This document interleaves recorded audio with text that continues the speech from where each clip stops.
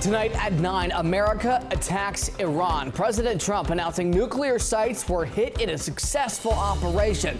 The latest in this major escalation in the Middle East. Beat the heat, a scorcher ahead here at home. The summer months, they're officially here.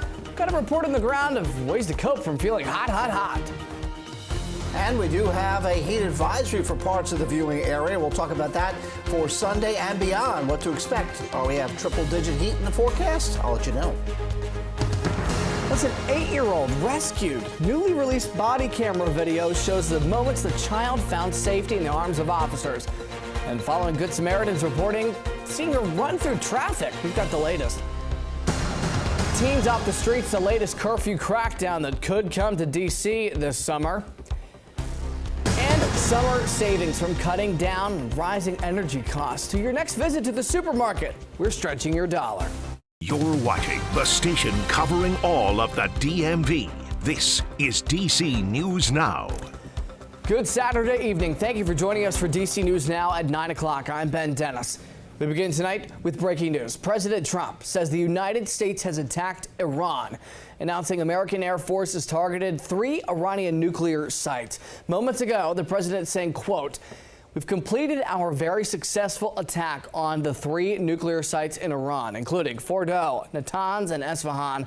All planes are now outside of Iran airspace. A full payload of bombs was dropped on the primary site, Fordow. All planes are safely on their way home. Congratulations to our great American warriors. There is not another military in the world that could have done this. Now is the time for peace. Thank you for your attention to this matter." Now, America's strikes come after Israel targeted nuclear sites in Iran earlier this month. Iran then launched a counterattack, which is what you're seeing right here in Tel Aviv.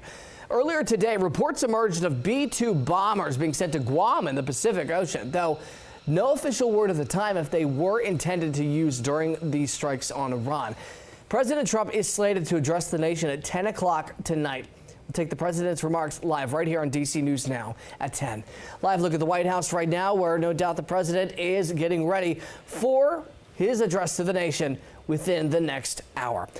All right, back to your local news and forecast. Meteorologist Scott Sumner standing by. Oh, man, Scott, if you enjoyed one day this weekend, it would have been today. Tomorrow is going to be the start of some brutal heat. Yeah, you said that very well there, Ben. Today was the day to really get out and enjoy. Not that tomorrow's going to be bad, but it's going to be a lot hotter tomorrow, and you're going to feel it out there. If you felt it today, you're really going to feel it tomorrow. We already have heat advisories in effect for all the counties shaded here in orange from midday through till 8 o'clock tomorrow night for the hottest of the hours outside, especially in Washington County and Allegheny County. That's in Maryland. Of course, we've got the eastern panhandle of West Virginia, as well as parts of northern Virginia out towards Clark County, as well as Page County, and looking at Shenandoah County as well. So we do have, again, that heat building tomorrow, and it's not going to stop. It's not a one-day and over deal. We've got several days, so our first technical heat wave will be seen here coming up.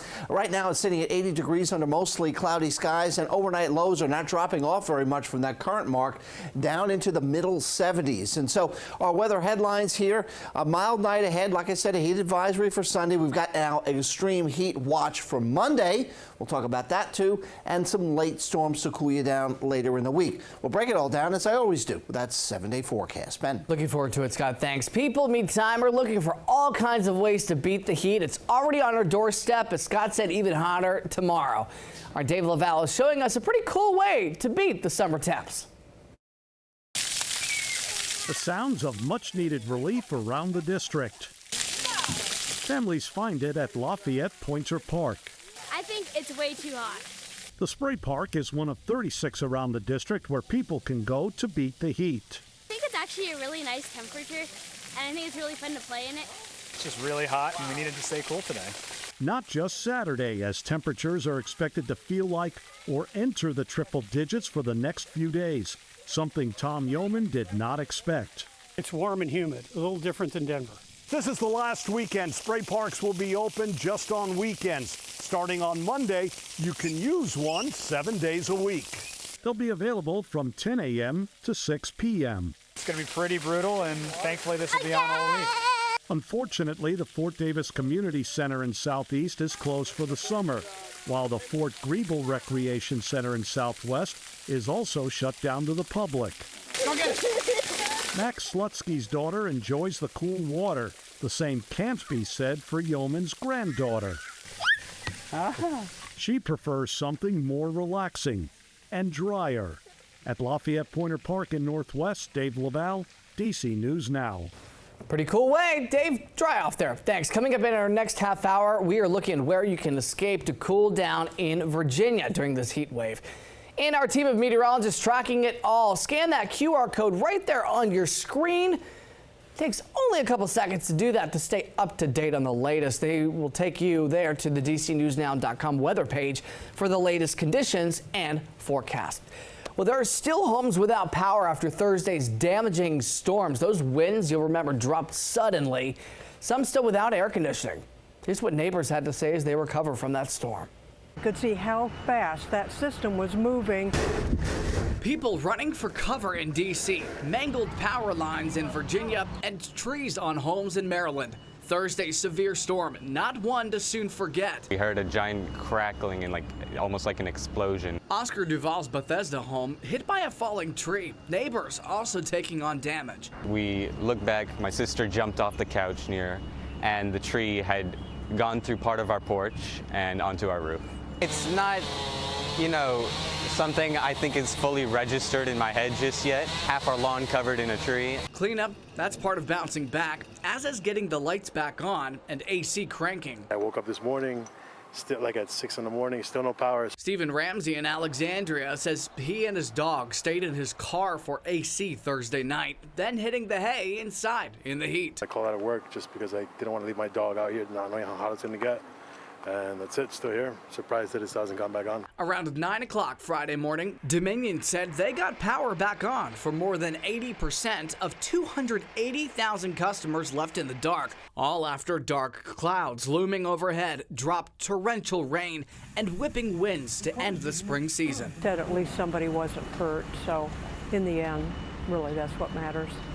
And since our last newscast at 6 o'clock, a major escalation. Pepco says that they have dropped the number of outages down to 556 customers. And Dominion Energy in Northern Virginia, they're reporting that the number of customers without power right now are 160. Things are progressing after Thursday's storm. As a reminder, during severe weather, your house may face those brutal conditions. So now may be the time to equip your house with accessories and others needed to survive and the aftermath. So review your insurance policies. Go ahead, seal your windows and doors. Consider a safety plan as well for you and your family, and DIY storm shutters.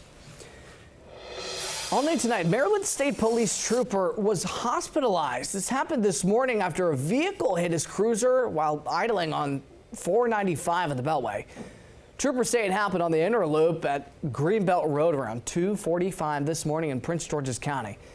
That trooper apparently investigating a separate crash at the time. The cruiser's lights reportedly on and flashing. The officer was taken to shock trauma in Baltimore, but was released from the hospital. Authorities say the driver of the vehicle that crashed into the cruiser may have been impaired. No word of the injuries and what led up to the crash.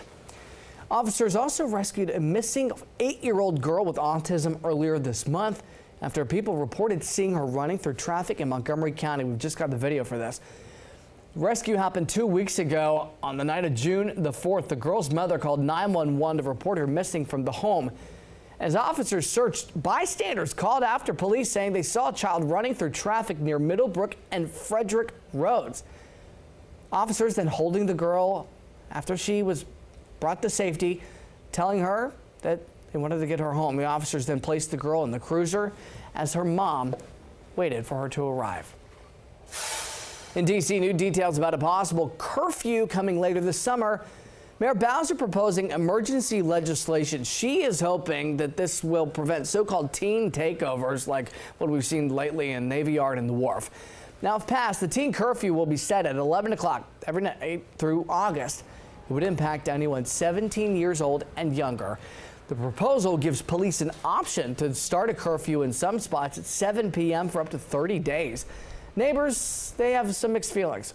Having in groups, you know, you don't see just one of them around there. They 5, 6, 7 of them. So I think if they have a curfew, limit the amount of people that's together, I think that would help. I mostly see it as not a total solution. We need to think more on like what we can do for the kids to socialize safely. Meantime, DC trash crews will now start picking up your trash a little earlier. The city says that's to beat the heat. Through September, the Department of Public Works will start pickups at 6 a.m. and on extreme heat days, they'll start at 5:30. So make sure to bring your trash out early or maybe the night before. From trash to power in Fairfax County this week, leaders broke ground on Virginia's very first solar array built on a closed landfill. This is all about renewable energy alternatives. The 5-megawatt project will span 37 acres at the I-95 landfill to power 1,000 homes, and the plan saved the county an estimated $12 million over 30 years. It's part of that broader push for renewable energy and set to be complete by 2026. And developing now and on the move, some big changes coming to Metro. There's something new for early risers and night owls. WMATA says they're extending weekend times by an hour in the morning and at night. Max Marcilla explains those changes. If you were one of the many people stuck in the awful red line congestion on Wednesday because of a signal error, well, the latest news from Metro is a flip of the script. The lines were incredibly busy, and I just decided to get out and walk at Van Ness and catch an Uber about 4 blocks away from the Metro. Madeline was one of those stuck commuters late to the office on Wednesday and now is one of many Red Line riders excited for the new changes. An extra minute can make all the difference if you're running late, and there's been a lot of congestion in the mornings and in the afternoons on the Metro, so I think an extra minute would be very well received. That change is not the only one. Metro announcing that weekend hours are extending an hour earlier in the morning, so now 6 a.m., and an hour later at night, 2 a.m. on Saturday and Sunday mornings. I sell flowers over there, so I come up here on the weekend to do my flowers, and if I can get here extra hour earlier, that gives me time to set up. A chance to be even more productive in the mornings and have another option to get home safely after a late night. It just means that we can stay out later, we can go dancing a little bit longer, and enjoy a little bit more of what DC has to offer. Well, reporting, Metro says a new map will debut on station screens tomorrow. The Silver Line will now split after Armory, some going to New Carrollton, others still to downtown Largo. Then in December, there will be a yellow line change. Some of those trains will go all the way to Greenbelt. In the district this weekend, today and tomorrow, the giant barbecue battle, bringing the country's best pit masters descending on DC for their flavors and cooking techniques. Some demonstrations and, yes, of course, great food. This continues tomorrow from 11 a.m. to 7 p.m. As a bonus, our DC News Now crew is there. Come on by and get some DC News Now merch. Coming up, helping you stretch your dollar. Some simple and easy things to do right now to save big bucks on your future electric bill.